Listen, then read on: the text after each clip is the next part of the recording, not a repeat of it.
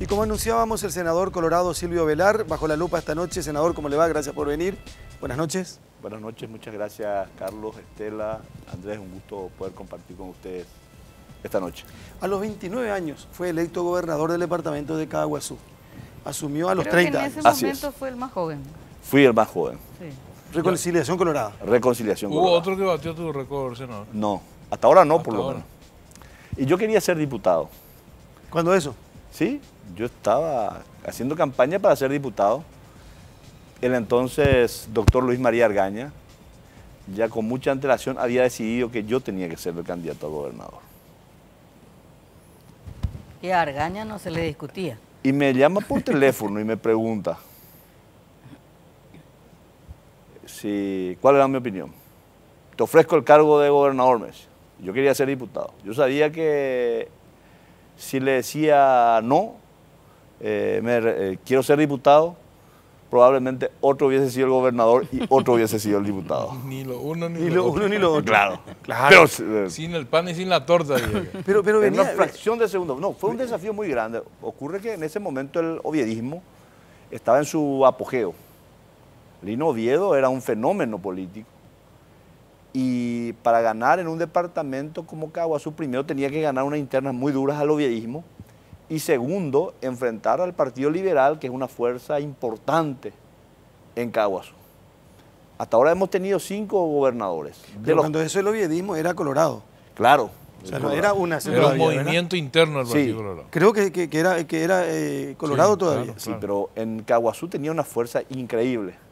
Es así que nosotros no esperábamos los resultados de aquel, creo que fue 7 de septiembre, donde Lino Oviedo gana en el departamento de Caaguazú por 4.970 votos de diferencia. Y yo gano, siendo argañista, por 4.860 votos. Sí, pues yo creo que ahí estamos confundiendo, senador.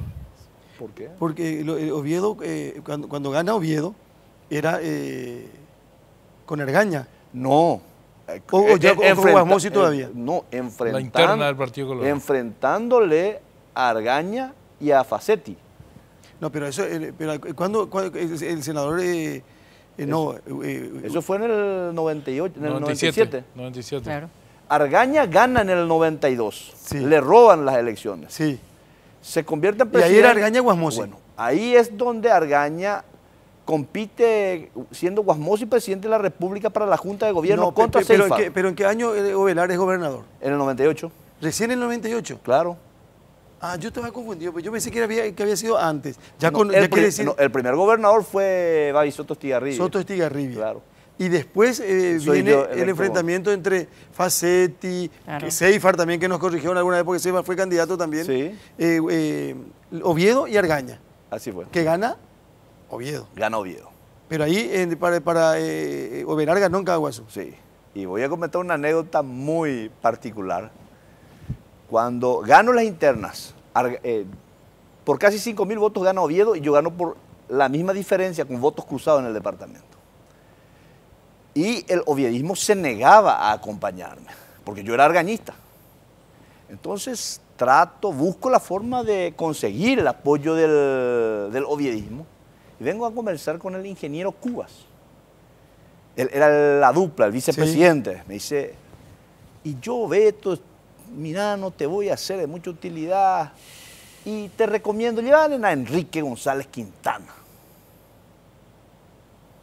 Y contacta con Enrique, me llama y hacemos una reunión con los oviedistas, yo siendo argañista, y el orador principal Enrique.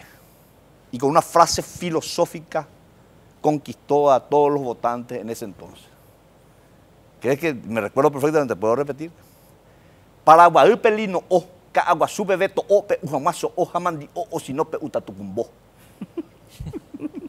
Alto contenido doctrinario. Se enloquecieron todos.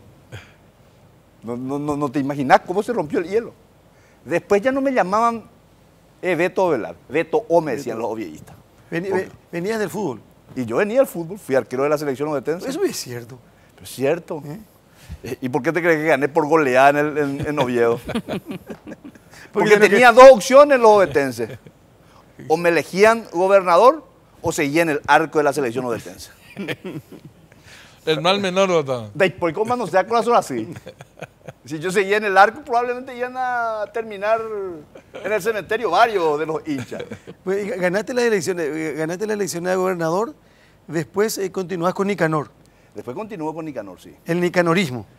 Sí, era Reconciliación Claro. Colorada. Exacto. heredero de El Argaña, candidato a pues, fue él. reconciliación fue Nicanor. Claro. Te comento, Argaña en principio no simpatizaba mucho con Nicanor. Es más, el vicepresidente a quien iba a elegir Argaña era Enrique Riera. Y Enrique Riera le pide un tiempo a Argaña, algo que yo no hice. Pero Enrique, Yo sobre esa base ya había acordado con el doctor Argaña. Viaja creo que a Estados Unidos y a su vuelta, cuando llega al aeropuerto ya nos preparamos una comitiva que hablamos a favor de Nicanor. Que queríamos que la dupla de Argaña sea Nicanor. Es más, ese mismo equipo fue el que trabaja para convencerle al mismo Argaña para que el candidato a presidente de la Junta que enfrente a Oviedo sea Nicanor y no otro. Pero a mí me dijeron también que Argaña lo elige a Nicanor porque era guapo. No, evidentemente era guapo y hablaba un muy buen guaraní. Guaraní que era necesario para complementarlo a Argaña, que muchas veces tenía un discurso muy académico, muy doctrinario, pero que necesitaba Una conexión con el Claro, pueblo. por eso Letradito a Ibáñez fue su dupla en el 92. Sí. Entonces, algunos hablaban del perfil de Enrique Riera y nosotros creíamos que era un perfil muy citadino y que Argaña necesitaba un perfil más campesino, de alguien que en el guaraní sea muy hábil. Y bueno, fue Nicanor. Senador, quiere decir que vos estabas dentro del argañismo cuando fallece Sí. Argaña. Faltan 11 días para cumplirse 19 años de la muerte Yo de ese Argaña. día tenía una reunión con el doctor Argaña, esa mañana. 23 de marzo del 99. Exactamente. Recuerdo muy bien, yo vengo a la noche anterior, me quedé en el Hotel Santo Domingo, el que queda cerca de la terminal. Y a la mañana, al despertar, me preparo, desayuno y iba a venir directo a la Junta de Gobierno y de ahí a la vicepresidencia para entrevistarme. A las 11 de la mañana tenía agendado la reunión con el doctor Argaña. Y cuando me subo en la camioneta me entero de lo acontecido. ¿Qué fue lo primero que pensó? Que no era cierto. No podía imposible. creer. Pero en reuniones de equipo, de comando, yo tuve la suerte de formar desde muy temprana edad el comando de Reconciliación Colorada. Siempre fue el más joven del equipo. Muchos amigos ya le advertían al doctor Argaña y le decían que él se cuidara mucho más. Y siempre decía que nadie muere en su víspera. Argaña era un hombre muy corajudo, muy valiente. Y no podíamos creer lo que acontecía. ¿Tenías alguna duda de dónde venía el tema? ¿Quiénes fueron los autores? Yo por lo menos sigo sosteniendo que el oviedismo tuvo una Pero en ese participación. momento no tenías duda. Desde un primer En ese momento no. Y bueno, fuimos muy golpeados. Y entiendo, pero recorriendo un poquitito la trayectoria, porque quiero llegar a un punto de Silvio Velar. Nicanorismo, castiglionismo, Sí. Zacarías Irún. Con Zacarías Irún y después con Marito. ¿Por qué nunca Silvio Velar fue de honor colorado ni fue cartista? Y porque yo siempre dije que el político es el que interpreta mejor las necesidades ciudadanas. Y el empresario es un hombre que tiene códigos de comportamiento diferentes. Por eso no estuvo con Guasmosi, por eso no estuve con Cartes. Hoy yo ya lo veo a un Cartes mucho más político. Pero en sus inicios él venía de la actividad privada, no tenía ningún vínculo con la clase política. ¿Fuiste muy crítico de él? Y fui crítico de él. En aquella convención, ¿usted votó a favor o en contra? En contra. porque yo soy un partidario de la trayectoria, de la militancia. Yo me inicié en las divisiones inferiores del partido. Yo jugué en sub-15, sub-16, sub-17 y después asciendo a primera división. Entonces, siempre he sido partidario de acompañar al político, independientemente a que en la última etapa, o sea, en los últimos años, caímos en un gran descrédito que posibilitó que los outsiders ocupen espacios importantes. Si los políticos hubiésemos hecho bien nuestros deberes, no hubiese aparecido un Lugo o no hubiese aparecido un Horacio Cartes. ¿Qué diferencia hay entre la política de hoy y la política de la época del doctor Argaña, de la época del Lino Oviedo? De la INO. Cambió de una manera increíble. ¿En qué sentido? Por la pasión y porque el factor económico no era determinante en ese tiempo. Hoy una campaña cuesta mucho más.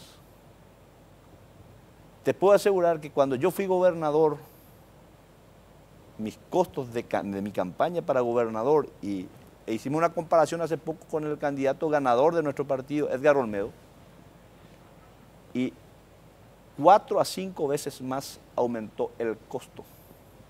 Para ganar una interna. Para ganar unas internas partidarias. Argaña, Lino Oviedo, eran personas que arrastraban... ¿Y por qué se pierde la pasión? ¿Por qué se fue perdiendo esa pasión?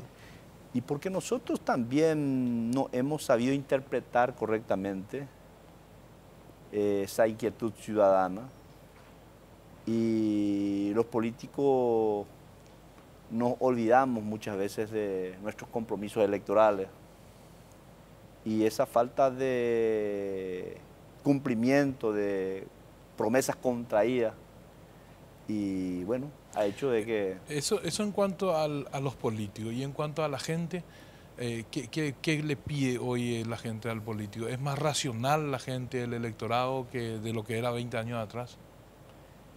Tenemos un segmento crítico que ha crecido.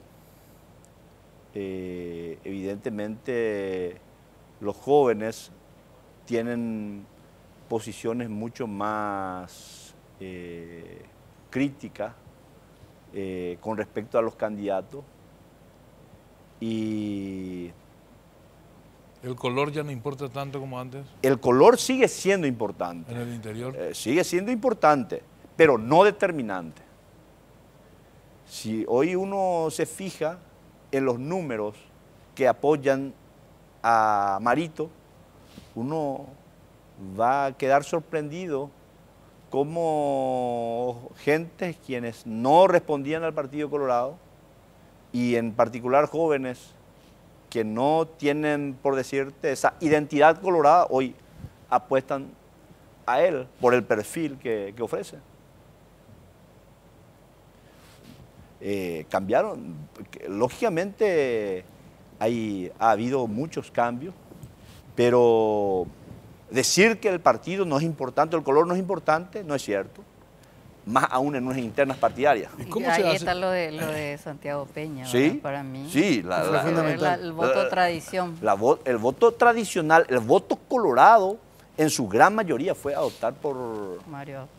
Y si uno se fija en las franjas etarias, y en esa composición de 40 años para arriba, Marito arrasaba.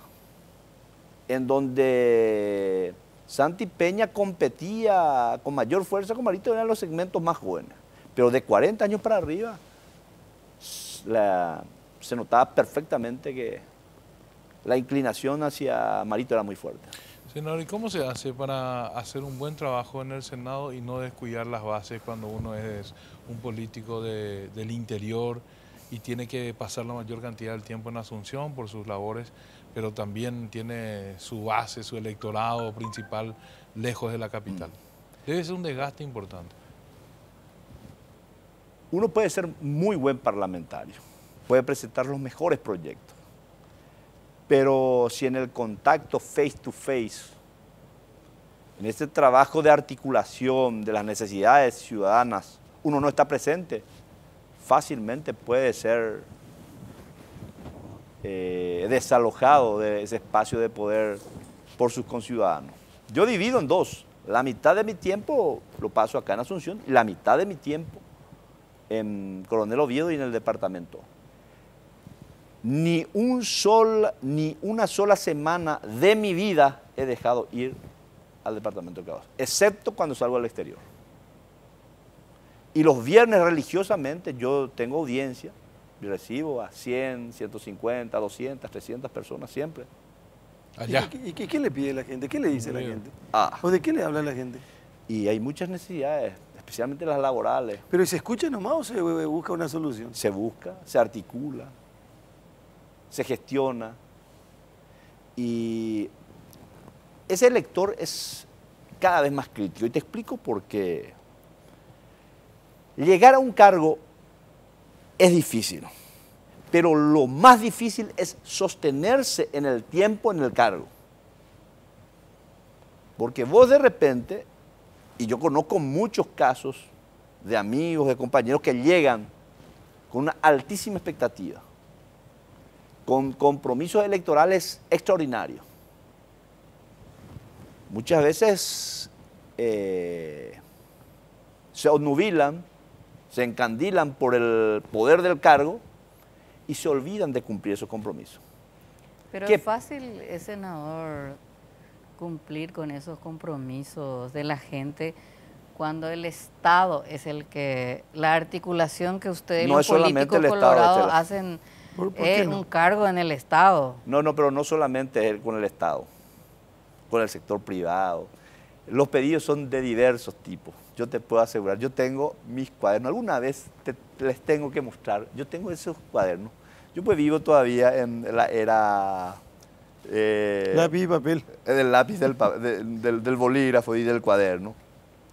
Y tengo amontonado desde el año 98 a hoy, año por año, mis agendas y mis cuadernos y los pedidos.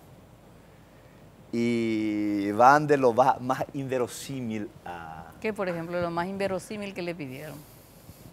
Voy a comentar una anécdota, que era cuando era gobernador. Viene la hija de una comadre de mi mamá, de Henry Tres Corrales. Estaba casado con un ciudadano, entre comillas, de Capibari. Y viene totalmente desfigurada. Mujer maltratada, abusada y maltratada, con 5 hijos. Y le digo, este es un animal. ¿Qué? Y me dice, ¿hay por tiene abogados? Ya tuve gobernador, era. Después le llamo a mi asesor jurídico, le 2, 3. Al poco tiempo se procede, se lo detiene, se lo trae a la cárcel regional. Bueno, 3 meses después me entero que sale en libertad El sujeto. el sujeto. Pero sale a pedido de la agredida.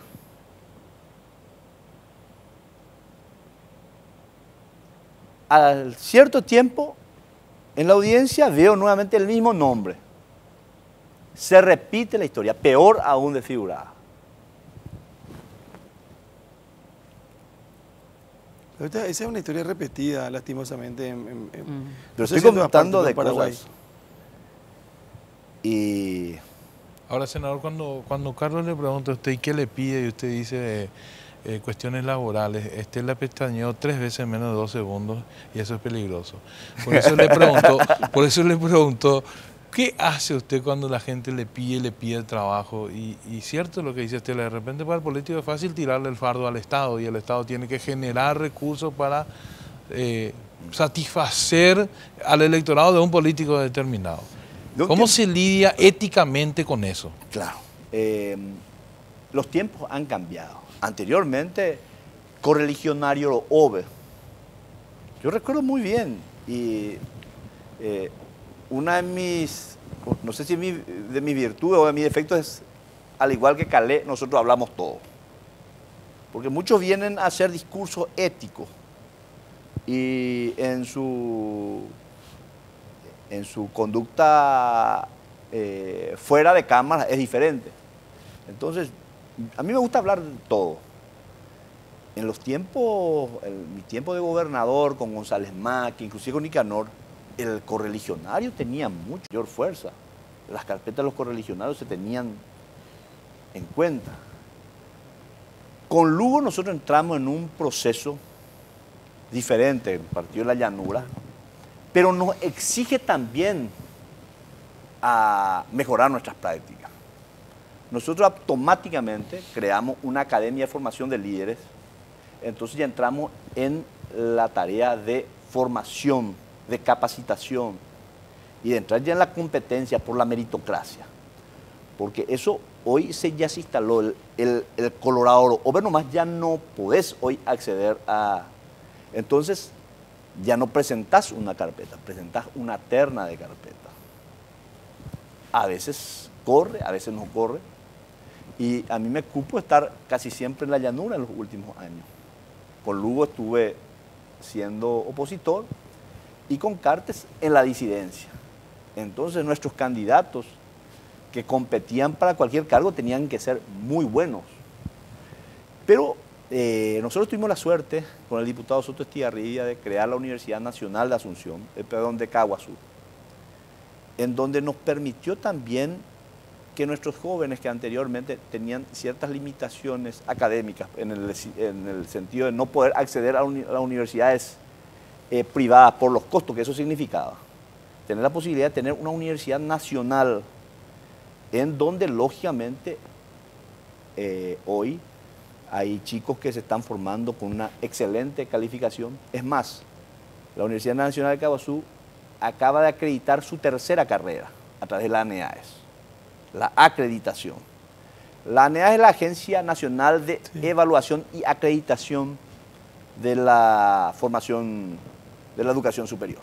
¿Qué facultades hay en Caguazú? En Caguazú tenemos medicina, ingeniería, derecho, ciencias políticas,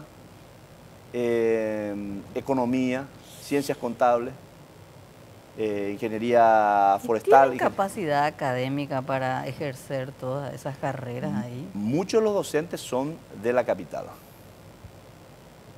Gran parte de la docencia es bastante, ¿cómo te diría?, combinado, integrado. Gente de Coronel Oviedo y gente de Villarrica y de Asunción. Pero eso también, no te imaginas cómo ha generado el crecimiento sociocultural de nuestra ciudad. ¿En qué sentido? La gente que hoy, para ejercer la docencia, uno tiene ya requisitos, tu malla curricular debe ser muy buena, y hace de que los jóvenes, los profesionales se capaciten permanentemente. O si no, no tienen alternativa. Porque hoy ya en todo se compite. Y por decirte, en medicina, prácticamente se inicia con docentes que en su mayoría eran de la capital. Profesionales que se formaron y son formadores de la Universidad Nacional de Asunción y de otras universidades. Vamos a hacer otra pausa y después vamos a entrar porque él dijo que le gusta contar todo y decir todo. Siempre fue así. Sí. No sé si para bien o para mal, pero siempre fue así. Hasta tuvo un episodio, porque él es el famoso creador del Chato Apuá, Sí. y tuvo la capacidad de decir allá, No, no solamente allá, yo pedí perdón públicamente. pero le suspendieron en el Senado por eso, Me ¿verdad? suspendieron. Ocurre que para suspenderte necesitas 2/3 de los votos y para dejarte sin la condición de senador, algunos interpretan que necesitas de una mayoría simple, que va a ser un motivo de debate. Que se modificó ahora creo que en el Senado. O en diputado. En diputados sí, En diputado. y, han aprobado una ley con media sanción que habla de los 2/3 absolutos para la pérdida de la investidura. Algunos ya interpretan que es un blindaje. Un cierto blindaje. Pero cuando entras en hechos irregulares y son demasiado evidentes, los 2/3 se consiguen con mucha facilidad. Pero yo espero que el Senado, que generalmente es más racional que la Cámara de Diputados, realmente modifique la mayoría calificada que planteó la Cámara de Diputados, porque la Constitución misma no habla de una mayoría calificada para la pérdida de investidura, y diputado eleva a 30, mayoría absoluta de 2/3. Es inconstitucional lo que plantean los diputados. Yo no veo de esa manera. Es más, ya creo que hay dictamen de algunos constitucionalistas que afirman lo contrario. Yo sé que hay posición a favor y hay posición en contra. Pero Hagamos con la pausa. 30 no vamos a llegar nunca. ¿Por qué? Sí, Oscar González Daer tuvo 30 votos. Voy a un tema puntual. En un caso grave que cometa algún legislador, ¿te parece que no se va a obtener los 2/3? En los casos de desafuero, de los casos más evidentes, hubo votos sobrados para esa mayoría absoluta de 2/3. Pero sí se presta, atendeme una cosa, pero también se presta de la manera que interpretan con la mayoría absoluta, o sea, con 23 votos, se presta que cualquier tirano pueda utilizar ese mecanismo para dejarle afuera a la mitad del Congreso. ¿A quién se le cante? Te doy el ejemplo, me van a decir, pero te estás yendo muy lejos. ¿Cómo Hitler llega a consolidarse como el Führer en Alemania? Él, siendo canciller, no tenía la mayoría y se da aquel incendio del Parlamento alemán, con lo cual él le exige al que era presidente de Hindenburg para que declare una nueva ley, con lo cual le dejan afuera a los comunistas integrantes del Congreso y los elimina y logra él su propia mayoría y después se convierte en lo que finalmente la historia nos muestra que fue el mismo Hitler. Creo que en Honduras ahora el presidente también está queriendo aplicar fórmulas muy parecidas para eliminar a sus contrincantes. Vamos a un caso concreto. ¿Qué hubiese pasado ese 31 de marzo cuando se incendia el Congreso? Cuando se atropella la Constitución, cuando se aboquelan 25 senadores. Y en ese entonces una mente malévola hubiese dicho, bueno, estos que nos están jodiendo las pelotas, vamos a solucionarle su problema y vamos a sacarle la investidura porque vamos a responsabilizarle de la quema del Congreso. ¿Tenían los números suficientes para dejarnos afuera? ¿O no? Hagamos la pausa, por favor, y en un ratito seguimos bajo la lupa. Senador Silvio Velar, Colorado, esta noche con nosotros.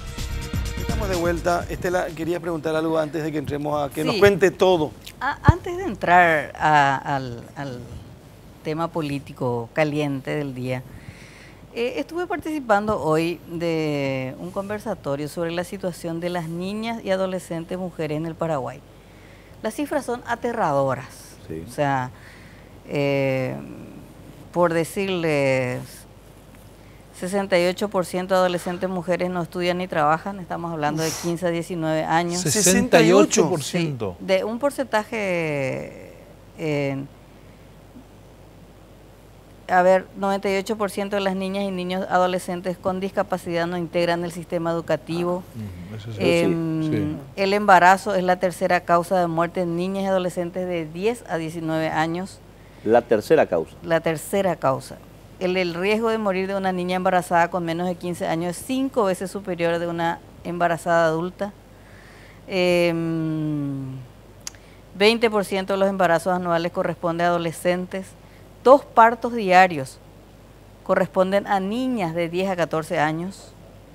611 nacidos vivos de madres de 10 a 14 años, etcétera, etcétera, etcétera. Pero había un dato que lanzaron de la Secretaría de la Niñez con datos de la Fiscalía que me llamaba la atención, senador, y como es tu departamento, que en Caaguazú se da la mayor cantidad de trata de niñas, de prostitución infantil. Y yo no entiendo por qué, no sé si usted tiene datos, porque decía, bueno, yo entendería que fuese Alto Paraná, que está en la frontera, o Amambay, pero Caaguazú, ¿por qué? Caaguazú ya tiene 2 ciudades grandes que concentran el 46% de la población departamental. Coronel Oviedo y Caaguazú. Y también sufre la misma situación que el área metropolitana, con sus respectivos cordones de pobreza. Los asentamientos en Coronel Oviedo son... Sí. Es increíble la cantidad de asentamientos que tenemos en Coronel Oviedo y también en la ciudad de Caaguazú. Yo no sabía lo de Caaguazú, pero sí, alguna también. vez el que es hoy candidato a gobernador por el Partido Colorado, Edgar Olmedo. Edgar Olmedo, había dicho que era impresionante el anillo de gente que no tenía trabajo y que tenía que hacer algo para comer. Son los conciudadanos del mismo departamento que abandonan sus cultivos de vaquería, de las compañías. Pero lo más preocupante para mí es lo referente a lo educativo, Estela. Y yo sostengo la siguiente, teoría. Sí. Que el grave problema de nuestra pobreza es la gran inequidad. Si uno hace una comparación, si toma un alumno medio de una compañía del departamento de Caaguazú, de Cidepar, y le hace un test y lo compara con la formación, Cidepar es parte de EU, del distrito de EU, y le hace un test a un chico de la escuela del centro urbano de EU, y uno ya se va a dar cuenta una gran diferencia a favor de la formación del casco urbano de EU. Si vos le traes a ese muchachito de Cidepar y le haces un test con un joven que se forma en Coronel Oviedo, ahí la diferencia es mucho más grande. Y si haces un test de ese mismo chico con un alumno que se forma en un colegio público, y ni qué decir con esos colegios ya bilingües que tenemos hoy en Asunción, la diferencia es abismal. O sea, nuestro problema más grave se centra en lo educativo. Nosotros, después de la caída de Stroessner, universalizamos, la cobertura se amplió enormemente. Pero, ¿qué educación están recibiendo esos chicos? Yo tuve la suerte como senador de la Nación, durante el gobierno de Lugo, siendo integrante de la Comisión de Educación del Senado, le acompaño a la viceministra de Educación en ese entonces, a la UNESCO, en donde se reúnen todos los ministros del mundo. Y yo pensé, en ese momento se hablaba de las computadoras para los niños, el gran tema que se hablaba. Bueno, yo pensé que ese iba a ser el eje. Computadora por alumno. Sí. República Dominicana y creo que Honduras hablaron del tema. El ministro de Francia y de Suecia, y no me olvido nunca del ministro de Francia, decía, sin maestros no hay discípulos. La clave es el maestro. Nosotros universalizamos la educación, pero muchos de nuestros docentes, y me van a disculpar porque hay muy buenos docentes solamente, pero en un momento determinado, para tratar de dar cobertura al país, se crearon demasiados institutos de formación docente y mucha gente sin tener ni siquiera la vocación de ser docente, por ese salario se hizo docente.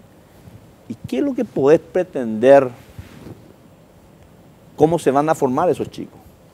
Para mí la preocupación más grande es precisamente en el departamento de Caaguazú, y creo que en toda la República, es educación y al mismo tiempo salud. Claro. Sí, estos son los datos que se analizó hoy por el Plan Internacional Paraguay. Y la verdad que son, yo les decía, bueno, estos datos hay que acercarle a los candidatos presidenciales, porque esto es una emergencia. ¿Sí? O sea, si los niños de hoy están así, ¿qué va a ser de Paraguay en 20 años? Y en su experiencia, senador, ¿sirvió la figura de la gobernación? La gobernación ha tenido un rol protagónico determinante en la democracia. Conste que es un modelo híbrido. Imperfecto todavía. Imperfecto porque nos plantean un gobierno unitario y descentralizado. Una figura que adolece de muchas contradicciones. Pero en todo este tiempo, esa relación de ciudadano, elector, mandante, el representante y el representado ha tenido una mayor vinculación, porque muchos de los municipios, por su estructura misma, no podían haber dado muchas respuestas a esas demandas ciudadanas que, sin embargo, el gobierno departamental hoy ha podido satisfacerlo. Y yo soy un convencido de que vamos a tener una nueva constituyente. Para mí el año 2019 es un año clave.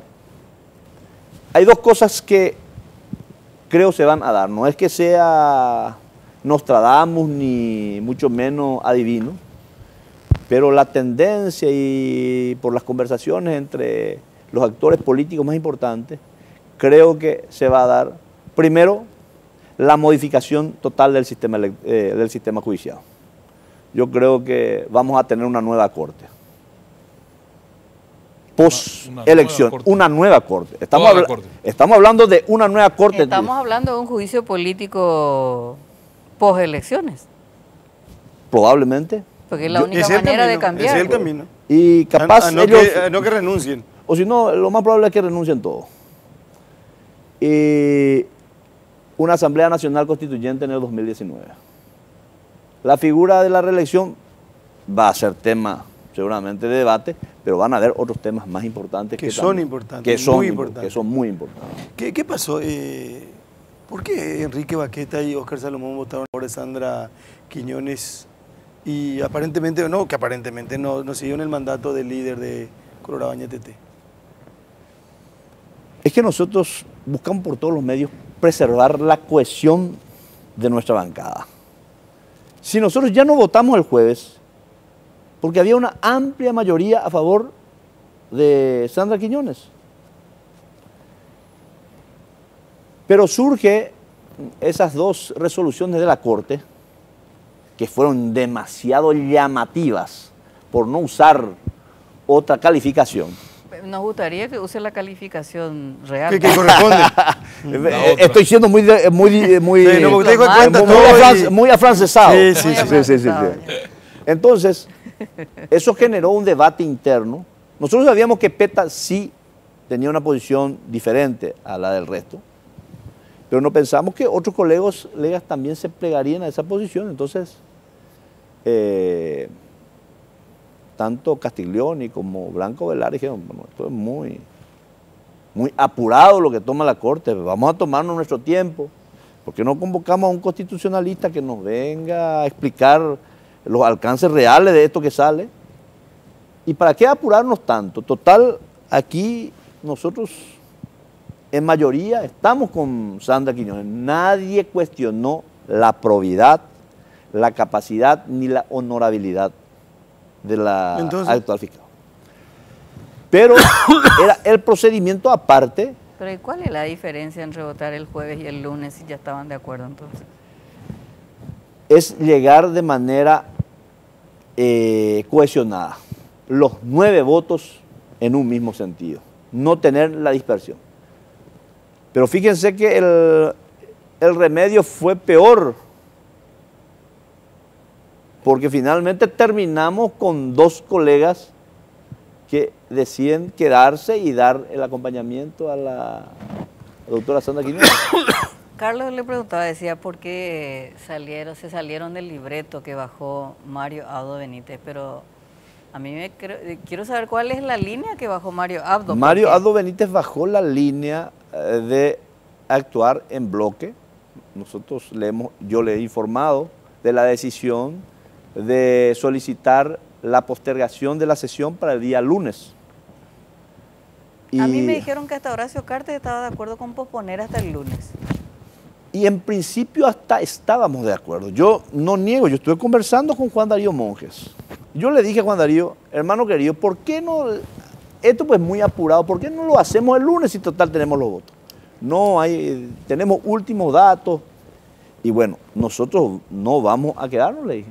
No, es que nosotros no le hayamos advertido de que íbamos a desaparecer, o íbamos a abandonar el recinto. Y ellos ya por lo visto tenían los números y querían asegurarse. Al tener los números, ellos quisieron asegurar ese día jueves. Porque ellos sabían que nosotros estábamos de acuerdo y que el lunes íbamos a estar los 9 de Añetete acompañando a la doctora Sandra Quiñones. ¿Y el comportamiento de Baquete de Salomón significó una ruptura en el movimiento? Ruptura ya creo que es muy fuerte, pero de hecho que generó... Pero se habla hasta de traición. Sí, ese fue un término que usó el colega Galaverna, y yo no lo califico de esa forma, pero generó una fisura por lo menos dentro del movimiento. ¿Quién más estaba inicialmente en desacuerdo con votar en bloque y que finalmente lo hizo? ¿Eran más de 2 o eran solamente esos 2, por eso ustedes querían esperar al lunes? No, en principio no había mayores inconvenientes. El mayor cuestionador de la votación, o sea, de la sesión del jueves era el compañero Eduardo Peta, porque él tenía de por medio el caso Piñanes. Y bueno, lo que genera la postergación o el pedido de postergación fueron precisamente estos 2 fallos de la Corte, uno tras otro. Fue Castiglioni y fue también Blanco Velar quienes cuestionaron la manera muy llamativa, entre comillas, de accionar de los componentes de la Corte. Algunos títulos decían el día siguiente, Horacio Cartes le gana la pulseada a Marito. ¿Fue así o...? Las motivaciones tanto de Baqueta como de Cachito Salomón fueron motivaciones personales. ¿Qué significa motivaciones personales? Ellos siempre manifestaron su aprecio, pues en el caso de Cachito inclusive su afecto hacia Sandra Quiñones. Siempre han hablado muy bien. En la primera oportunidad, cuando nosotros decidimos no dar el acuerdo, ya ellos habían solicitado inclusive que se libere los votos. En aquella oportunidad. Estoy hablando del año pasado. Sí. Y en esa oportunidad yo logro convencerle, no sé si convencer, persuadirle al compañero Marito Abdo Benítez que nosotros no podíamos llegar divididos a una votación de cara a unas internas partidarias. Más aún por la forma en que se presentó esa terna. Pero no cambió nada. Sí, pero hubo un fallo que le da la razón a los componentes de... ¿Y cuál fue la reacción de Marito inmediatamente conocido el hecho de que 2 de su bancada asistieron y votaron? Él se disgustó. Convengamos que no cayó, muy bien. Pero sí sabían hecho. ustedes. ¿Perdón? Sí sabían que ellos tenían esa posición. Sí, pero nosotros sabíamos que tenían esa posición, pero lo harían efectivo el día lunes. Pero no lo vio, no vio el tema, Marito, como, digamos, como le quisieron plantear al día siguiente, una intromisión de Cartes en la bancada de Marito, sino más bien, como usted está explicando, ya era una convicción personal de ellos Sí, dos. no, pero el propio Marito conocía el pensamiento tanto de Baqueta y de Salomón con respecto a la doctora Sandra Quiñones. Es más, o sea, no se sintió invadido por el cartismo en esa decisión, no, dividido por el cartismo, sino que más bien una cuestión absolutamente de convicción personal de ellos. Es más, mucha gente con mucho pesar abandonó la sala de sesiones. ¿Querían acompañar? ¿Querían votar a favor de Sandra? Y en sus fueros íntimos sí, pero respetaron la decisión mayoritaria de la bancada. Hoy Efraín Alegre, decía Estela cuando empezó el programa, dijo en un discurso que va a plantearle el enjuiciamiento de Sandra Quiñones. ¿Cómo sería eso? Pero ¿cuál sería el argumento para enjuiciarla a... 2 días después. 2 días después. Pero aparte, convengamos algo. Yo supongo que el origen de la terna. El origen de la terna, sí, pero fue una votación muy plural. Porque si le queremos endilgar a Marito alguna vacilación en su liderazgo, por denominarlo así, también tendríamos que hacer lo mismo con Efraín. Porque Emilia Alfaro y Robert Acevedo, que son del efrainismo, aliados de Efraín, votaron en el mismo sentido. Pero dice que Acevedo siempre habló a favor de Sandra Quiñones. Pero es lo mismo que te estoy contando. Claro, no, es lo mismo de Salomón y lo de Baqueta. Y también Blanca Ovelar siempre habló muy bien. Pero ella fue muy crítica con el sistema de elección. Porque ese fue el fondo por el cual nosotros exigimos la posposición. Blanca me decía, yo me voy a sentir liberada cuando tengamos una opinión calificada de un constitucionalista que nos diga de que se cumplieron los procedimientos y bueno. El día que se iba a tratar, que estaba anunciado esto y que hablábamos que no, que va a pasar para el lunes, que se va a tratar el jueves, Blanca Ovelar, la senadora, habló con nosotros en La Lupa, en Monumental. Sí. Y ella ahí nos habló de una persona externa a la Corte Suprema que participaba de reuniones con miembros de la Corte Suprema de Justicia. Nosotros insistimos y ella no nos dio el nombre y dijo, ustedes van a saber, averigüen. Al día siguiente Juan Carlos de la Verna dice Juan Carlos López Moreira. ¿Qué puede hacer? ¿Qué puede cambiarle? Esos tipos de... Porque le quieren atribuir las resoluciones a López Moreira, que hizo lobby o que acordó con la Corte Suprema. ¿Es necesario ir hasta la Corte Suprema para acordar eso? ¿Qué saben ustedes o qué sabe usted de eso? A mí me parecería muy torpe de parte de López Moreira irse y evidenciarse en la Corte. ¿No hace falta? No hace falta, creo. Pero él estuvo en la Corte. Eso es lo que manifiesta el colega de la Verna, pero a mí no me consta. Estela también dijo.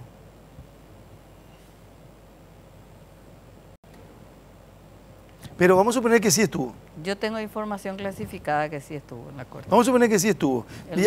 Y vos que escribiste, que sí, supuestamente era por unas cuestiones de la Comisión Interinstitucional. De lavado de dinero, tráfico, algo por el estilo. Fue otro el motivo que lo lleva. No, lo que pasa es que no vamos a ver nunca nosotros el motivo, no nos van a decir, sí, ¿quién va a decir? Sí, me fui a hablar en representación del presidente de la República para que se salgan estas resoluciones, no va a decir. Entonces... es que Estela tiene un ejercicio deductivo de mucha creatividad. Yo le suelo seguir siempre los días domingos en su escrito y... Hoy papá, Senador. Sí. Sabe, si Estela dice... Sabe. Pero a mí no me consta y te repito. Pero ¿usted qué opina de la decisión de la Corte? ¿Qué hubo detrás? Evidentemente hubo una influencia muy fuerte del Ejecutivo, no tengo la menor duda. Y no pudo, como ustedes necesitaban esa resolución, ¿no se puede entender que también hubo cierta influencia de Mario Audo? Pero Mario Audo, ¿en qué se beneficiaría? En un fallo en donde a todos nosotros quienes actuamos en un sentido, estoy hablando del primer fallo,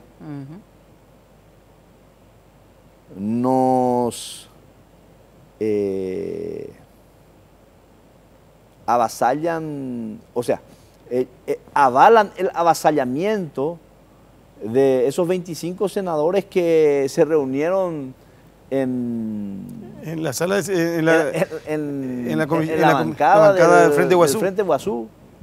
Bueno, pero, senador, y avalan todos los procedimientos torcidos que se produjeron en ese tiempo. Claro, pero senador, usted acaba de decir que lo que ustedes necesitaban era esos 2 fallos para votar por que Sandra por eso Quiñones. No actuaron, por eso claro, no, por eso no. En realidad, estos fallos de la Corte, al único segmento al que beneficia es a Colorado Añetete, que tenía como una espada de Damocles para no votar a Sandra Quiñones, y con esas dos resoluciones de la Corte lo que hace es liberarlos a ustedes. Pero nosotros somos actores periféricos. No. Los actores principales, los que...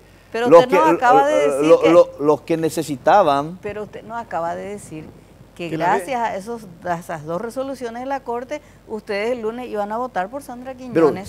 Pero ¿quién es el actor principal? ¿Quién es el más interesado? Está bien, pero... Horacio Cartes no necesitaba los 2 fallos de la Corte para que tener los votos para Sandra Quiñones. Sí. Sí, Colorado Añetete. Dentro de tu ejercicio deductivo impecable, debo decirte que el más beneficiado sigue siendo el señor Cartes. Está bien, pero, pero hay resolución, pero ustedes necesitaban de estas decisiones de la Corte para liberarse y votar por Sandra Quiñones, ¿o no? Sí, pero ¿quién es el que tiene que facilitar esos elementos? ¿Y les facilitó Horacio pero Cartes? Bueno, pudo haber sido el señor Cartes, esa es la deducción que hacemos. Pero lo que pasa es que con esa combinación no lo exime a Marito de participado. haber participado. Claro. Para mí fue un acuerdo político. Un acuerdo partidario. Ese ya es una deducción demasiado fina. Y que supera mi capacidad de interpretación deductiva. Vamos a hacer otra pausa, el último corte, por favor. Estamos en la última parte del programa. Volvemos en un ratito. Tenemos 7 minutos de programa. Yo le quiero consultar al senador. Bajac se va en julio, sí, por haber cumplido el límite de edad. Y yo cuando empezaba el programa pensaba preguntarle, él fue producto de un pacto azulgrana en su momento, un cuoteo político dentro de la Corte, y pensaba preguntarle si ustedes iban a respetar ese pacto o iban a pelear para que el reemplazante sea Colorado. Sin embargo, usted vino con una sorpresa hoy de que toda la Corte se va a reestructurar, al menos esa es una idea naciente en este momento. ¿Qué es lo que verdaderamente va a pasar? Y si es así, ¿va a haber nuevamente otro pacto de un cuoteo para los 9 o qué están hablando en este momento? Yo creo que un gran pacto político es inevitable post 15 de agosto, con cualquiera de los resultados. Hoy por lo menos las tendencias favorecen enormemente a Marito y hay que entenderlo a Marito tal cual es. Él es un gran componedor, ya lo demostró siendo presidente del Congreso Nacional. Por eso yo muchas veces me suelo hasta reír de alguna gente que solía verlo como con un liderazgo no tan fuerte a Marito y solían decir que Marito era dependiente de Lugo, que era manejado por Lugo en un momento, en otro momento que era manejado por Efraín. Pero hoy dijeron que le parece a Santiago Peña ya. Esta mañana... ¿En qué sentido, Carlos? Y no, y porque hace todo lo que quiere Horacio Cartes. Bueno. Hasta hoy están diciendo bueno, eso. Pero ya dijeron que era manejado por Desire, que era manejado por Efraín, por Lugo. No, por decidir todo el Parlamento. Por Calé. No solamente Marito. O por Cartes. Yo lo conozco a Marito en el relax y en la tormenta. Y era un hombre de decisiones muy claras y de convicciones muy claras y de convicciones aceradas. Y yo cuando hablo de la Corte, de que veo que es inevitable que se dé esa reforma total de la Corte, y también la Asamblea Nacional Constituyente, es porque hago un ejercicio deductivo de todo lo que he conversado y venimos conversando con Marito. Probablemente soy imprudente, pero esa es mi percepción. A ver, Estela. Estoy haciendo una hipótesis deductiva. La Corte se va según el senador Silvio Velar. González Daer. La otra vez la prensa publicó cuando ingresaban Burú y Charoga.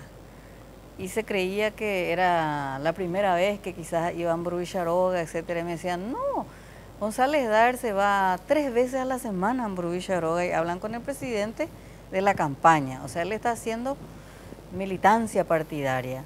Y me dijeron, preguntarle a Silvio Velar, la otra vez estuvo Silvio con el presidente y González Daer. Sí, yo estuve en Burú y Charoga. ¿Sí? ¿Con González Daer y el presidente? No solamente con González Daer, estuvieron varios colegas y varios dirigentes, porque nosotros hemos hecho una evaluación del departamento del Caguazú, acordamos hacer una encuesta. Justamente el día de ayer Adolfo Grau acaba de determinarnos esa encuesta y justamente estábamos diseñando la estrategia del departamento. O sea que González Daer participa como un miembro más del partido. Estuvo en Burú y Charoga, pero estuvieron dirigentes. O sea que no es cierto entonces eso, que hay presión para que él renuncie por lo menos al presidente, porque a mí lo que me dijeron es yo no sé, pero fue una, estoy hablando de reuniones de carácter partidario. O sea que es cierto entonces. No es cierto que él sea una especie de peste en Burú y Charoga ni en el Partido Colorado. No, de ninguna manera. O sea que él no va a renunciar a la lista entonces. Es que creo que contigo nosotros hablamos, yo había dicho. Yo te había dicho. Y me habías dado la razón. Y yo te di la razón, porque mucha gente quiere culparle a Cartes, quiere culparle a Marito o a Aliana del por qué González Daer está en la lista. La única persona que puede renunciar a su condición de candidato es González Daer, y no creo que lo haga. Sí, puede haber una posición política del partido, del presidente y del candidato, es decir, no te queremos más. Bueno, pero es una cuestión personalísima de él yo que diga yo renuncio. Yo entiendo esa parte, pero otra cosa es que nos enteremos que González Daer participa como uno más en la estrategia de campaña del Partido Colorado. Sobre todo porque no es cierto eso claro, que él le pidió que la él renuncia, se vaya, que no sé qué. No, no es cierto. Desde ese momento que apareció públicamente en Burú y Charoga, fue como que un mensaje diciendo, señores, dejen de hablar y de especular, porque acá entro y salgo cuando quiero, una cosa así, porque dijo Galaverna, el presidente le pidió que renuncie, le dijo que no va a renunciar, se tiene que ir, le va a afectar la lista del Senado. Y desde ese día nunca más habló del tema, porque es una constante, porque está todo el tiempo. O porque sigue formando parte de la estructura política del Partido Colorado. Yo no puedo hablar de los otros días. Yo estoy hablando del día en que ¿qué usted... donde nos correspondió a nosotros los referentes de Caguazú estar con el presidente de la República. Estamos cerrando el programa, pero ¿qué percepción tiene Silvio Velar? ¿La presencia de González Daer le va a afectar a la lista del Senado Colorado? En algunos departamentos, en algunos estados sí seguramente va a tener su incidencia, pero ahí ya vemos de todo un poco, no hay que tirarle todo el faro solamente a González Daer. Mira, yo no soy defensor de González Daer, pero muchos próceres habemos en las listas. Y mira un poquito la lista del PLR, ¿a qué tal? También va por ahí. A algunas personas les llama también la atención la ausencia de Calé en los actos de Marito, no hay un acompañamiento directo. Silvio Velar tampoco no está mucho. Como que lo dejan en un segundo plano, siendo él un protagonista casi principalísimo dentro del partido. Sí, a Calé no lo he visto con la participación que tenía en Colorado Añetete. Pero hay que entender cuál es el escenario que tenemos también hoy. Por eso le pregunto. Y en mi caso particular yo me circunscribo más a mi departamento, Es porque algo yo entiendo perfectamente que soy un líder regional. Donde mi territorio a mojonar es el departamento, entonces... Pero lo de Calais, volviendo a lo de Calais, ¿es algo que nace de Marito? ¿Es algo que nace de Calais o una circunstancia que se da? Yo creo que es una circunstancia que se da. No hay un plan así para No hay ningún plan. Yo lo he visto la última vez en Misiones y las veces que tiene la oportunidad de aparecer lo hace. Es que hoy ya somos muchos los actores y depende mucho también del territorio en que se realizan los actos partidarios, porque muchas veces cuando los referentes nacionales llenamos el escenario, le dejamos en un segundo plano a los actores locales que son determinantes en estas elecciones. Marito entiende muy bien que hoy tenemos que tener amojonados todos los territorios, todos los departamentos, y que los actores principales son los líderes regionales, inclusive por encima de liderazgos nacionales. Bueno, tenemos que cerrar el programa. Última pregunta. Señora. Se plantea probablemente, o por lo menos en el debate político, está lo de la pérdida de investidura del senador Adolfo Ferreiro. ¿Hay una posición de Colorado Añetete? Nosotros aún no hemos sentado una posición como bloque. Existe una posición de un componente de Añetete, que es el compañero Eduardo Peta, y eso, en el momento en que se dé, vamos a debatir como siempre lo hemos hecho en Colorado Añetete. Senador, gracias por venir a compartir con nosotros esta noche. Muy amable. Para mí fue un placer, un gusto grande poder compartir con ustedes.